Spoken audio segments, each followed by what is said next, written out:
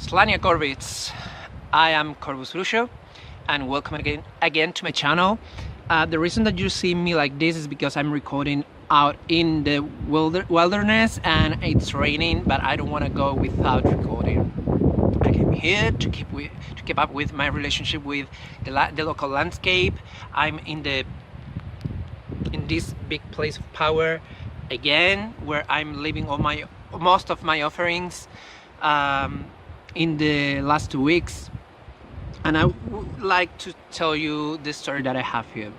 And the thing is that I discovered this place like a couple of weeks ago, and basically I left an offering. I was trying offerings. I was trying wine and breads and products of the land, the historical land as well as the natural land, because that's what's understood in other places. Like in Mexico, you give tequila to everything: local gods, saints, spirits that come from European folklore. So yeah, for example, the Basque country, you give offerings of Basque cider to the goddess Mari, even when the worship of goddess Mari, like the official worship before Rome and Christianity, cider didn't exist back then, but it's given because they are supposed to like it because they're in that land or from that land. So that's what I'm trying. And the thing is that I found this place that it's a pile of fallen rocks falling from this stone wall. And I left my offerings. I hoped that the local genies and spirits liked it. I left white wine and pan de pagès, which basically means countryside men's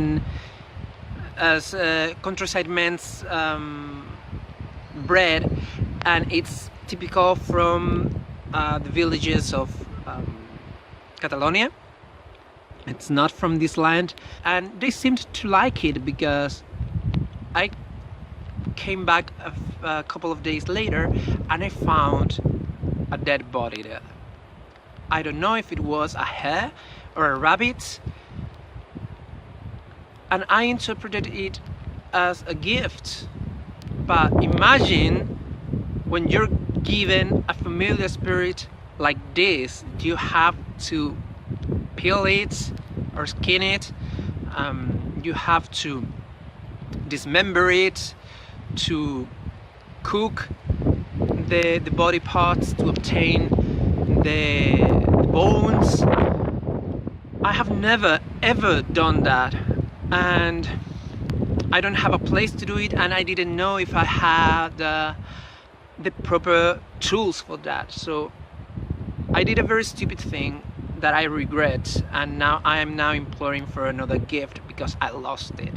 I buried it with dirt and twigs to cover the scent, and stones, and like sealed up the entrance of the stone, because I put it under a hanging stone, so I could come back in a couple of days and pick it up when I had all set into motion and prepared. I did that because I know of people that have buried animal corpses and picked them like 2 months later with no animal still in it, because we don't have many big animals here, or at least not that are carnivore. Apparently there are a few foxes, and my friend, he said that it was probably a fox that stole it from me, because fox can unbury things, and we don't have a huge population of foxes, but apparently one could do it. So basically, yeah, I came back and the body was gone, my gift was taken away from me. I didn't react properly, and now I'm begging again for another gift. Either a rabbit, a hare, small mouse, a reptile, whatever. I want my fucking familiar back, because familiar spirits was my obsession when I started in the craft. I barely know anything about the craft, the old craft, the historical craft, and one of the things that I knew was about familiar spirits, and I had this obsession of having a familiar spirit, at least one. I forgot that obsession. I learned to accept things as they came, and when I thought that I was gifted of familiar spirits, I was so happy that I couldn't believe it, but I didn't react properly and I lost it, and I'm now keep up with my offerings, begging and trying to assure the local stone spirits that I deserve a gift, that I have learned my lesson, that I should have a familiar spirit. I keep up with my offerings, I keep up praying, I keep up bringing gifts, I keep up learning and practicing and doing my stuff. I think I obtained a vegetal familiar spirit because in some other of my hikes I found a big pine tree root that I found weeks earlier, and I thought that it was nothing, so I left it there. And weeks later I asked for another familiar spirit, and I found the exact same root in a different place of the road, when I wasn't even following the road. I was wandering through the trees, out of the road, not knowing where I was heading myself towards.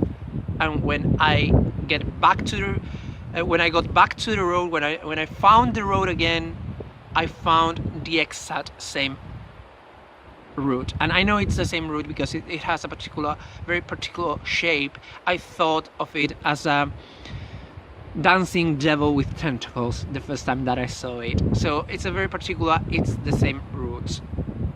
So I took it home, and I have to now clean it, consecrate it, and try to communicate with it. But I am confident that it's a familiar spirit or the biggest charm ever. But yeah, if you find yourself in your craft in a similar situation, act straight away. If you don't want to treat or do what you have to do or what you're asked to do by the Geni Loki straight away because you freak out like me, then take it to your home, hide it if you don't want your parents to know,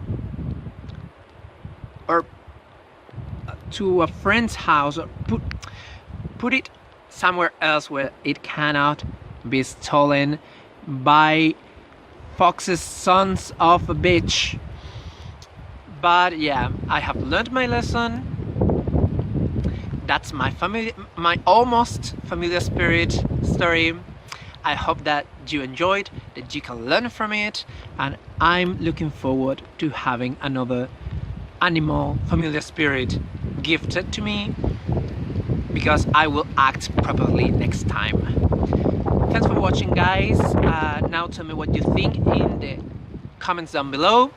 Like if you like the video of me under the rain, dislike if not, and if you want to know more about my path as a Spanish traditional witch or folk magician, please subscribe to keep updated. Thanks for watching. May the gods and spirits watch over you all, and Slania.